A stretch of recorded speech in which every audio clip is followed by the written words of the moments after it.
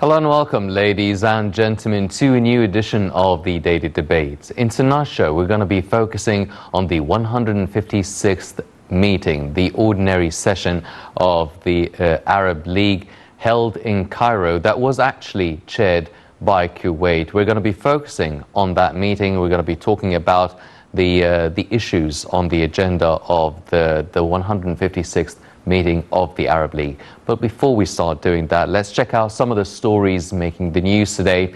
And we'll start off by President Abdel Fattah al-Sisi, who met today with the visiting Israeli Prime Minister Naftali Bennett in Sharm el-Sheikh.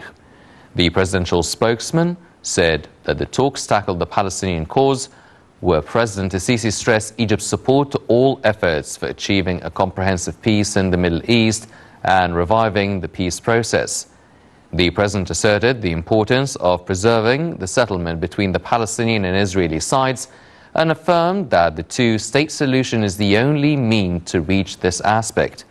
Meanwhile, the head of state called on the international community to support Egypt's efforts for the reconstruction of Gaza. He also reiterated that achieving peace in the Middle East will help in preserving the regional security and stability. The meeting also covered issues of mutual concern in all fields, as well as the latest developments on the regional and international arenas. Also, Prime Minister Mustafa Madbouli inspected today a number of projects carried out under the presidential initiative A Decent Life in El Ubeya Governorate. The tour is part of the continuous following up on projects to develop Egypt's rural areas through improving the services provided for citizens in the targeted areas and in all sectors. The Premier has stressed on the importance of implementing the projects according to the set schedule. These were a couple of the stories making the news today, but now let's turn our attention to our topic in hand and let's check out this report regarding Egypt stressing that all Arab nations should unite facing the current challenges for all of the 22 member countries of the Arab League. Let's check out this report and we'll be right back. Egyptian Foreign Minister Sameh Shoukry has reiterated Egypt's commitment to stand by all Arab countries to endure the current exceptional circumstances, voicing Cairo's welcome of the recent reconciliations between Arabs. Shoukry said at the 156th Ordinary Ministerial Session of the Arab League Council held in Cairo that the Arab region continues to face political challenges and insurmountable issues that obstruct achieving development goals and legitimate aspirations. He added that the foreign interventions and foreign ambitions are still working relentlessly to seize the region's resources, distract Arabs from their priorities, and plunge them into conflicts that only serve their interests.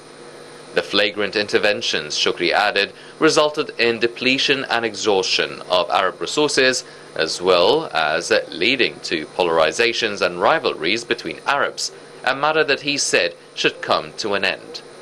Also, Minister Shoukry said Cairo welcomes the recent Arab reconciliations, hoping that these are completed based on mutual respect for national sovereignty.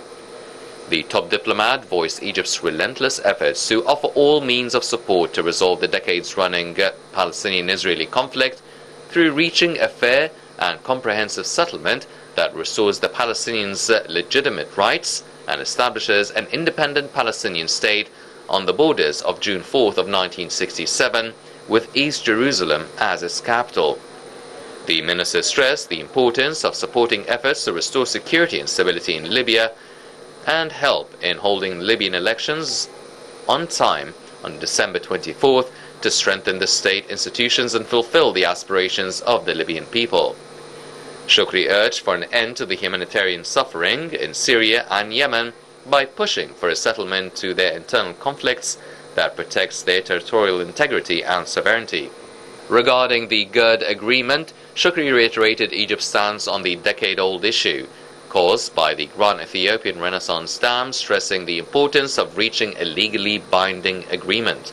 He called for an agreement that preserves Addis Ababa's development goals but without harming the legitimate water rights of Cairo and Khartoum. Egypt and Sudan have been negotiating with Ethiopia for 10 years to reach a comprehensive and legally binding agreement on the filling and operation of the GERD, but to no avail, as the upstream country seeks mere guidelines that can be modified anytime at its discretion.